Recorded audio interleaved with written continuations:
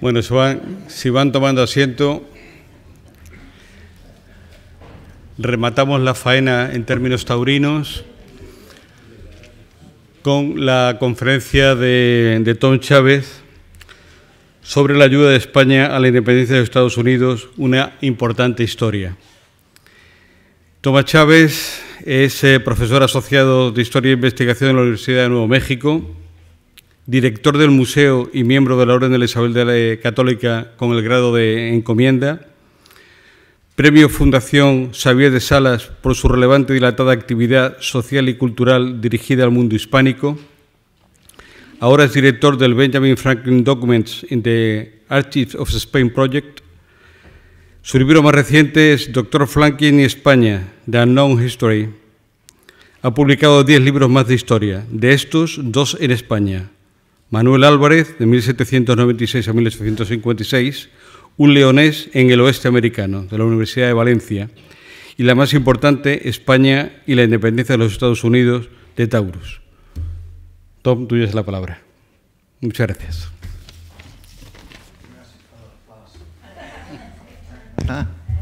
¿Está ahora? Bueno, más cerca, eso es. Gracias para el aplauso. Yeah.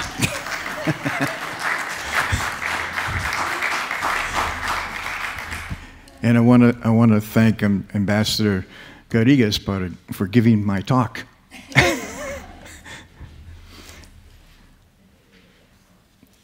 En primer lugar, también quiero agradecer a la Diputación Provincial de Málaga, la Fundación de Unicaja y, por supuesto, la Asociación Bernardo de Galvez, por la invitación que me da la oportunidad de participar en este simposio dedicado a Bernardo de Galvez, figura histórica tan importante y especialmente tan trascendencia en la historia de mi país. El proceso político y bélico que culminó con la independencia de Estados Unidos no hubiera sido el mismo sin la participación de España y la labor de Bernardo de Galvez. En esta presentación hablaré de la importante y directa ayuda de España a la independencia de los Estados Unidos en el último cuarto del siglo XVIII. Es solo un resumen. Ya tenemos un resumen, ¿verdad? Un resumen de una investigación de muchos años. Quiero presentar primero una serie de puntos que son los que voy a explicar en el tiempo que tengo para esta presentación. Aunque, como se verá, los puntos en ocasiones superponen, y es la mejor manera que encuentro de explicar un tema tan complejo. Primer punto. La revolución que llevó a la independencia de los Estados Unidos fue un conflicto bélico que no se limitó a la región ocupada por los 13 colonias británicas, sino que fue una guerra internacional. El segundo punto. Las colonias británicas desde el principio quisieron establecer relaciones amistosas con Francia y España. Tercer punto, y este no es para mí. Tercer punto, España envió más dinero y ayuda a las colonias rebeldes que cualquier otro país, incluida Francia. Cuarto punto, España fue quien creó la estrategia para ganar la guerra. Y quinto punto, la labor de Bernardo de Galvez fue crucial en el aspecto militar y en crear estrategia, en particular en la región que él gobernaba, que era la Luisiana. Ahora seguimos con cada punto. Primer punto, una guerra mundial. Los antecedentes tienen que ver con la situación política en Europa en el siglo XVIII y con una serie de guerras, comenzando con la Guerra de Sucesión Española y finalizando con la Guerra de 7 Años, que terminó en el 1763, y en la que Francia y su aliada España fueron derrotadas. Como resultado, Francia perdió Canadá, sus territorios en India y África y la mayoría de sus posesiones en el Caribe. España entró en el conflicto casi al final de la guerra, cuando acordó una alianza con Francia a través del llamado Tercero Tratado de Familia de 1761. Como resultado de la guerra, España perdió Uruguay, que pasó a manos de Portugal, y también perdió Florida, que incluía la costa del Golfo de México desde Florida hasta Luisiana. Como compensación por haber perdido Florida, Francia cedió su territorio de la Luisiana a España, mientras que debió ceder a Gran Bretaña todo su territorio al este del río Mississippi, excepto Nueva Orleans. Gran Bretaña, un enconado ganador, y su aliado Portugal comenzaron a estorbar al Imperio Español. Por ejemplo, establecieron asentamientos ilegales que se dedicaron a contrabando de géneros y afectaron negativamente las economías locales al norte del Río de la Plata. Asimismo, en Centroamérica, la aspiración de Gran Bretaña era la de cavar un canal desde el lago Nicaragua hasta el Pacífico, dividiendo así en dos al imperio español-americano. Es verdad. Me mira como en duda. En parte, como resultado de esta misma guerra de los 7 años, llamada en Norteamérica la Guerra Franco-India o French and Indian War, las 13 colonias británicas se rebelaron ante el intento de Gran Bretaña de hacerles pagar con impuestos los gastos de la guerra. Este conflicto agradó a ambos enemigos, España y Francia. Como la rebelión continuaba y obviamente con la posibilidad de tener éxito, estos dos países, aliados todavía por el Tercer Pacto de Familia, acordaron enviar ayuda secreta.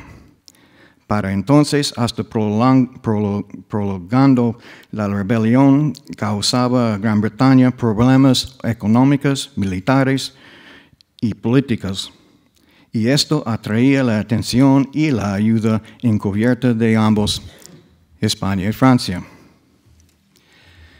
El tema de considerar la rebelión de las colonias británicas como un conflicto bélico mundial no se agota aquí y daré más detalles al respecto durante el resto de mi presentación. Por ahora vamos al segundo punto que quiero explicar. Las colonias británicas desde el principio quisieron establecer relaciones amistosas con Francia y España. En 1776 enviaron comisionados a Francia para solicitar ayuda y alianzas con ambos países. El líder era Benjamin Franklin, quien llevaba con él el nombramiento del Congreso Continental de las Colonias como embajador a España, el primer embajador de los Estados Unidos, puede imaginar. Sin embargo, debido a que las colonias no eran todavía un país y a la neutralidad de España que le permitía sus envíos de ayuda encubierta, Franklin aceptó negociar con España en París a través del embajador español, el conde de Aranda. Durante el periodo, esa es una palabra difícil para mí, de mediación, cuando España negociaba con Gran Bretaña antes de entrar en la guerra, Franklin informó al Congreso Continental de las colonias sobre la actitud de España de insistir, de hecho, sino en apariencia, en la independencia de las colonias. Es importante aclarar porque los historiadores de los Estados Unidos han insistido en que España hubiera renunciado a conseguir la independencia norteamericana a cambio de que Gran Bretaña le diera Gibraltar. Esto a pesar del informe de Franklin y de que no haya evidencia que apoye esta conclusión. Aparte de esto, es importante recordar que después de terminada la guerra, Benjamin Franklin fue nombrado miembro honorario de la Real Academia de Historia de España. Los comisionados eran Silas Deane y Arthur Lee. Los otros comisionados eran Silas Deane y Arthur Lee, quienes fueron finalmente reemplazados por John Adams y John Jay. También participó en la negociación con España el científico y escritor francés Barbey Dubourg, quien trabajó como agente secreto de las colonias y era hombre de confianza de Franklin. En total, los representantes americanos se encontraron con una reacción favorable de parte de los representantes del gobierno español. Entre ellos, el principal fue el conde de Aranda en París y también el banquero vasco Diego de Gardoqui. Este último Gardoqui, junto con el entonces secretario de Estado Marqués de Grimaldi, se reunió en Victoria, norte de España, cerca de Burgos, con Silas Deane. Gardoqui y su compañía estuvieron encargados de enviar suministros a las colonias. También abasteció de modo ilegal a los corsarios americanos y entre ellos a John Paul Jones, quien siguió el consejo de Benjamin Franklin y buscó la ayuda de Gardoqui. Después de la guerra, Gardoqui fue el primer embajador de España a los Estados Unidos. Después que España entró en la guerra, John Jay reemplazó a Franklin como embajador a España y estableció residencia en Madrid. Jay tuvo tiempos difíciles por el movimiento constante de la corte real de una localidad a otra y por la falta de fondos. Jay terminó pidiendo dinero prestado al gobierno español para mantener su extravagante estilo de vida, hasta que fue cesado de su cargo y transferido a París. Vamos al tercer punto. España, con su vasto imperio, dio más dinero y ayuda a las colonias rebeldes que cualquier otro país. España dio tanto dinero que el peso español pasó a convertirse en la base del dinero en las colonias inglesas. Algunos de los primeros billetes impresos incluyeron las palabras, cita, tiene el valor de $1 español, fin de cita. Los contables usaron la imagen de los pilares de Hércules y del escudo real de España, que está en la pequeña bandera de allá, para indicar que eran pesos españoles.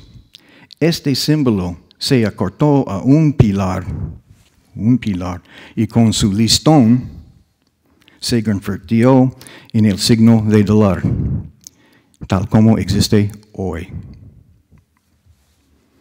Al principio, España blanqueaba su ayuda a través de Francia, pero pronto comenzó a enviar la ayuda a los colonos a través de La Habana y Nueva Orleans, y cuando fue posible, directamente a las colonias.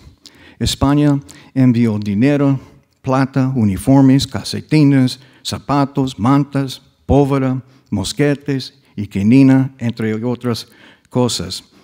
En archivos españoles hay documentos con listas detalladas de los artículos y artículos enviados a las colonias.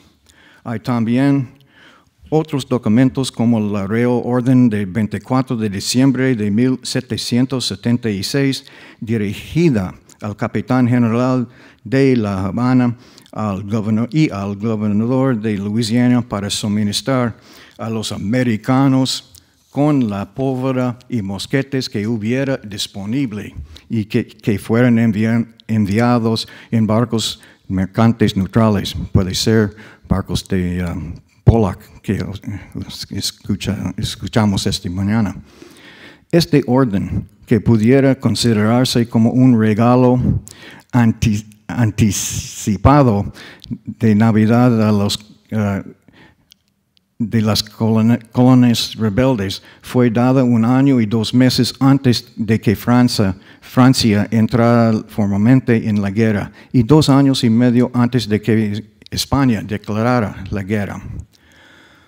Junto con el envío de ayuda encubierta a las colonias e incluso antes de declarar la guerra, España puso mucho una estrategia militar dirigida por su secretario de Estado Grimaldi, aconsejado entre otros por el ministro de Indias José de Gálvez, tío de Bernardo de Gálvez.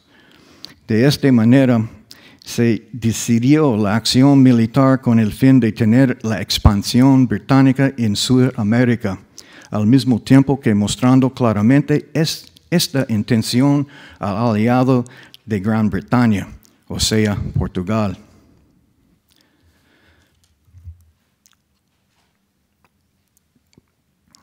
Sabiendo que Gran Bretaña no podía arriesgarse a ir a la guerra ni admitir sus operaciones ilegales, España envió a Sudamérica una armada de 7 buques de línea, 8 fragatas, 4 barcos más pequeños y navíos de transporte que llevaban 14 batallones de infantería y 4 escuadrones de caballería.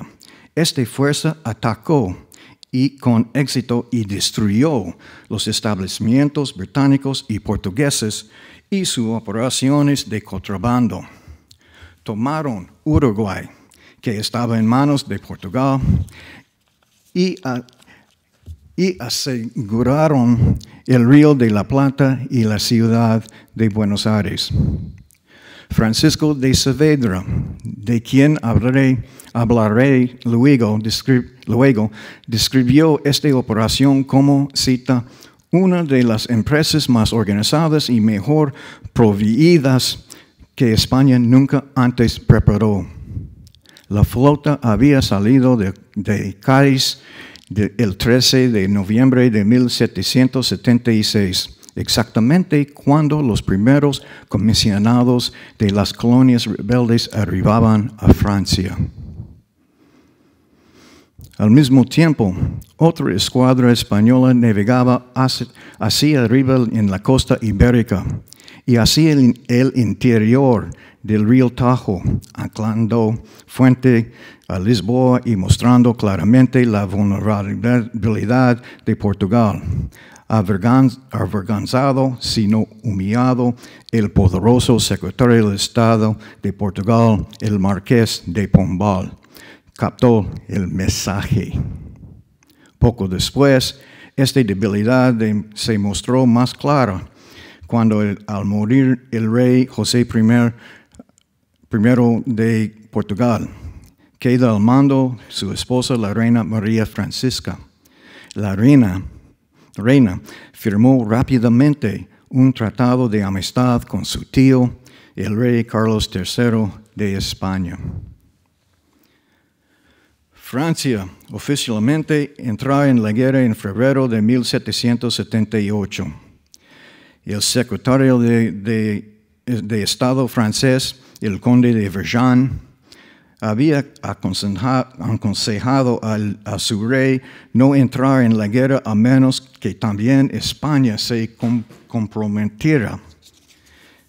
Él sabía Francia necesitaba a España para asegurar la victoria.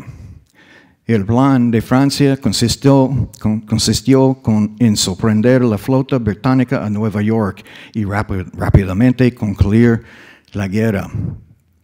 Pero el plan falló. Fue entonces cuando Vergennes escribió a su rey Luis XVI estas palabras: «Rece, Señor, para que España se nos una o estamos perdidos». Lo que significa que Francia y las colonias perderían si España no entraba en la guerra. 4 puntos.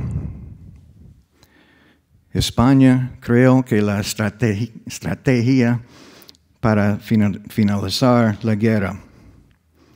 Cuando mencioné anteriormente, España representaba la llave para la victoria. Las colonias querían la independencia. Francia quería sobrevivir. Ambas necesitaban España. Francia había firmado 2 tratados con las colonias rebeldes. El segundo de ellos incluía una cláusula secreta que permitía a España entrar en el conflicto como socio pleno. España puso una lista de demandas. Quería Florida, que los ingleses salieron del río Mississippi, y de Centroamérica, Menorca, Gibraltar, Bahamas y Jamaica. Y había además un motivo subyacente. El mismo embajador español en Francia, el conde de Aranda, escribió que el momento era perfecto y que la guerra era, en palabras de Aranda, el remedio radical para, según él, reducir a la Inglaterra para que nunca volviese a levantarse. Aún así, el nuevo secretario de Estado, el conde de Floridablanca, insistía en intentar primero el camino diplomático. Pero esta posibilidad de falló. Refiriéndose a esto, George Washington escribió que el hecho de que Gran Bretaña no hubiera aprovechado la oferta de mediación de España era, cita, la mayor insensatez que ha hecho en el curso de esta contienda, fin de cita. Y agregó que la única excusa para la acción de Gran Bretaña era su obstinación. España poseía un gran número de colonias y Francia no. Entonces los 2 cortes acordaron que Francia enviaría tropas para luchar junto a los rebeldes en Norteamérica y España tomaría el liderazgo en Europa y en Hispanoamérica, particularmente en el Caribe y en Centroamérica. La estrategia era básicamente hacer que los británicos tuvieran que tomar decisiones difíciles y esparcir sus fuerzas. Por ejemplo, ¿qué era más importante? ¿El comercio en el Caribe o Boston? ¿Gibraltar o la costa del Golfo de Florida, Luisiana? ¿Centroamérica o Filadelfia?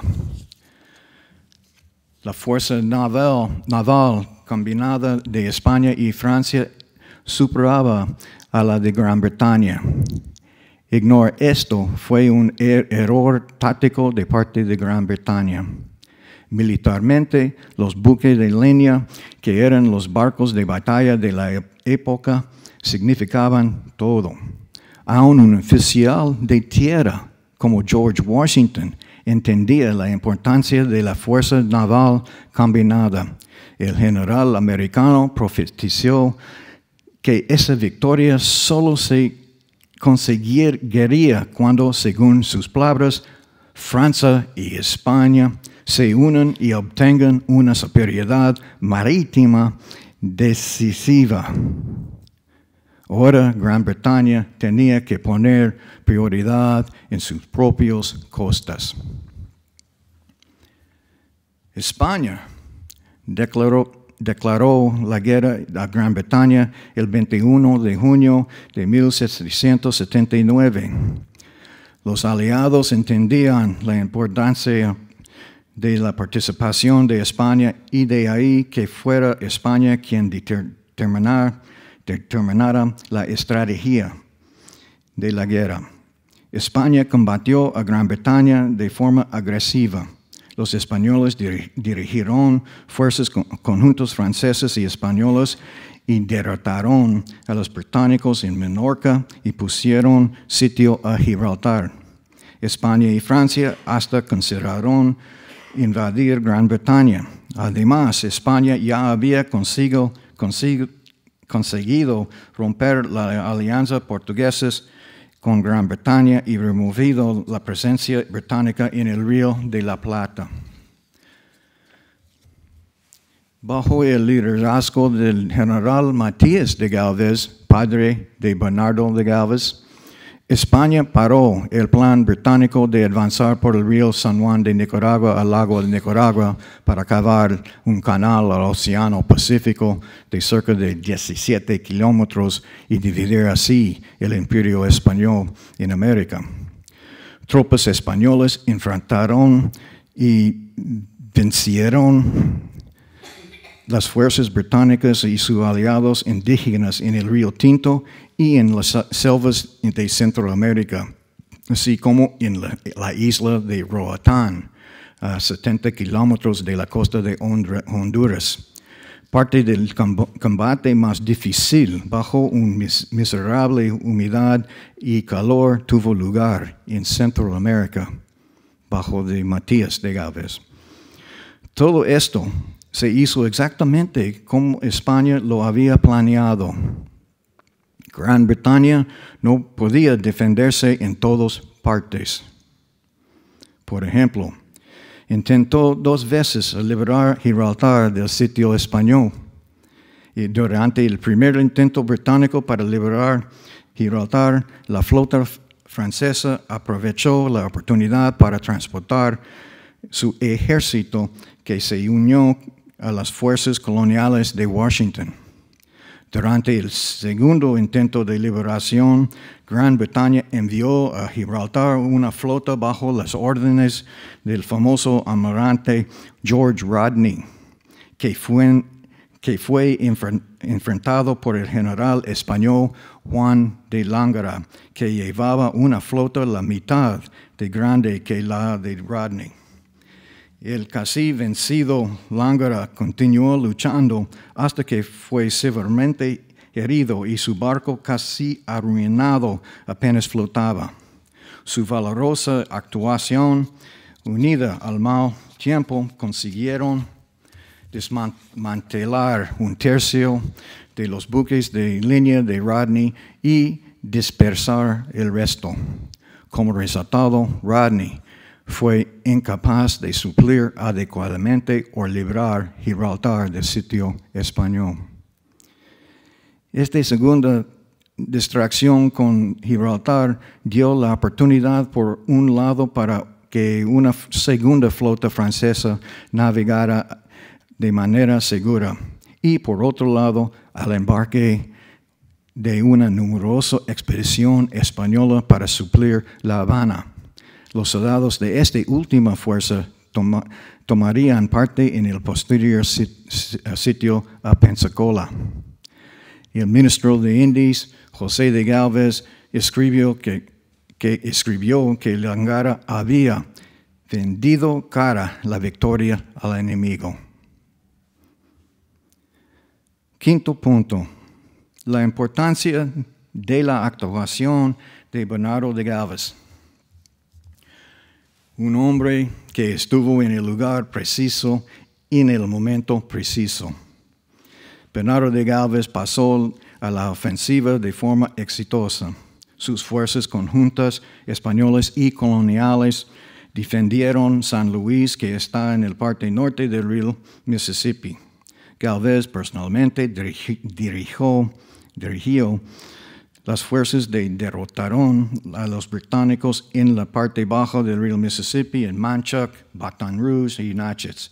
Y luego dirigió el sitio La Mobile y tomó este puerto, que es en el actual estado de Alabama. Finalmente, después de un sitio de 7 semanas, derrotó a los británicos en el importante puerto de Pensacola, en el actual estado de Florida. Otra de las fuerzas de Galvez embarcó en una armada cuyo buque insignia había sido alquilado a las colonias rebeldes y que venció a los británicos en Nueva Providencia, hoy las Bahamas.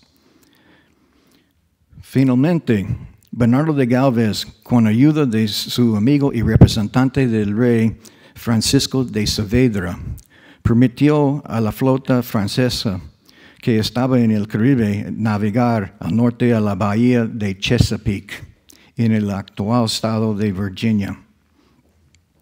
De esa manera bloquearon el puerto de Yorktown y aislaron a la fuerza británica de tierra de la flota británica. Fue en Yorktown donde ocurrió la última batalla que puso fin a la guerra y garantizó la independencia de los Estados Unidos. Para poder ganar dicha batalla, Saavedra tuvo que recaudar dinero en las colonias españolas de Puerto Rico, Santo Domingo y La Habana, por un total de 600,000 pesos.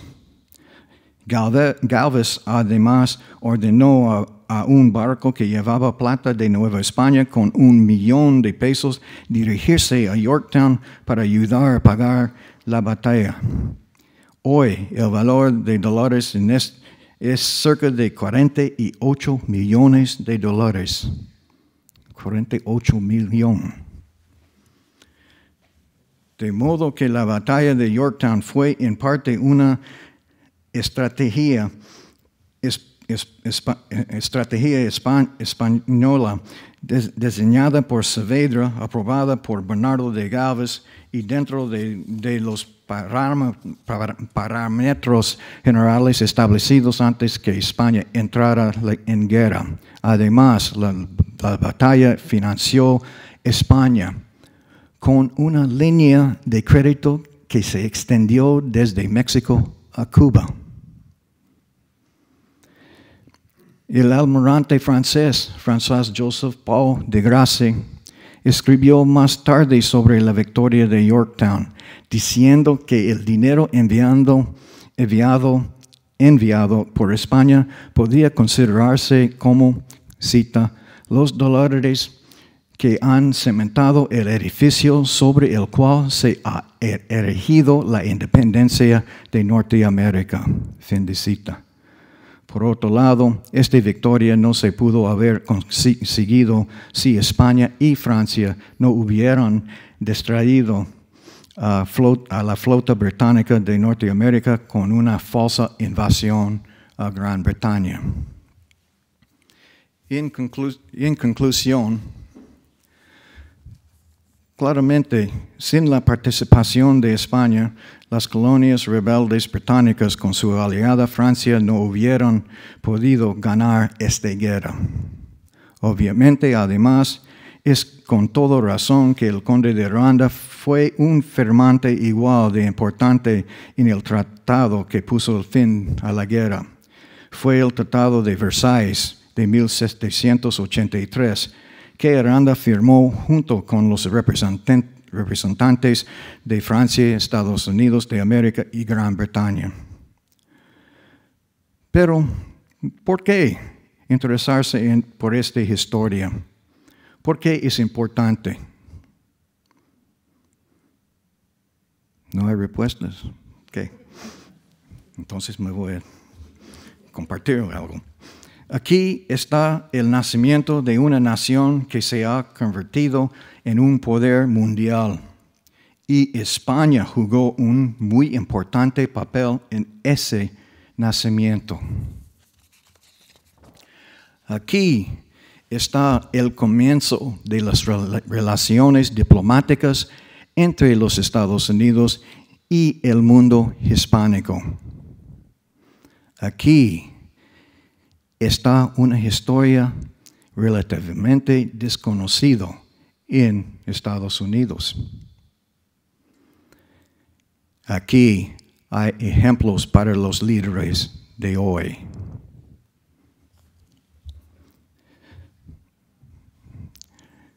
Tranquila. Estas razones por sí solas son las bases y el contexto que en parte tiene que ver con la historia que hacemos hoy.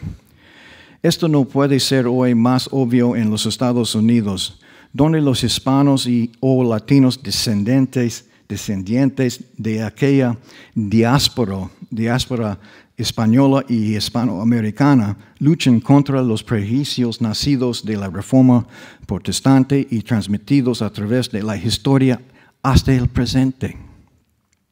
Parte de este es prejuicio religioso y la leyenda negra. Esto ha sido evidente a lo largo de la historia de Estados Unidos en sus relaciones con Latinoamérica y en particular internamente con sus propios ciudadanos de habla español y de apellido hispano. Aranda y Saavedra estaban completamente en lo cierto cuando cada uno por su lado profetizó que el nuevo país americano se convertiría en un gigante y pronto olvidaría la ayuda que España dio en su nacimiento como país. Sin embargo, hoy podemos crear nuestro propio futuro. La historia es conocimiento y es importante. El conocimiento que hoy compartimos en este simposio puede ser la semilla de árbol y de oxígeno para respirar otro aire y superar esas ideas por tan largo tiempo equivocadas. Muchas gracias.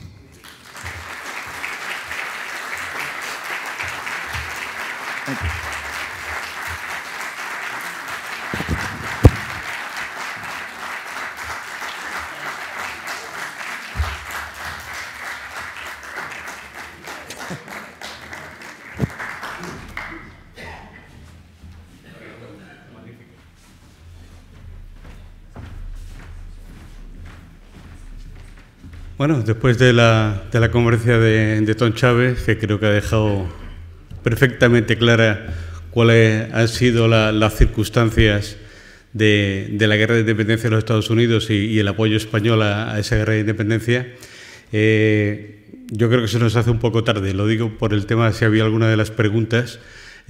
Como mañana tenemos al final una mesa de debate, yo creo que en ese momento sería el idóneo para esas preguntas, pasarlas a la mesa de debate y, por supuesto, a los conferenciantes que también estarán aquí para poder contestarlas. ¿De acuerdo? De modo que mañana nos vemos a la 1. Muchas gracias.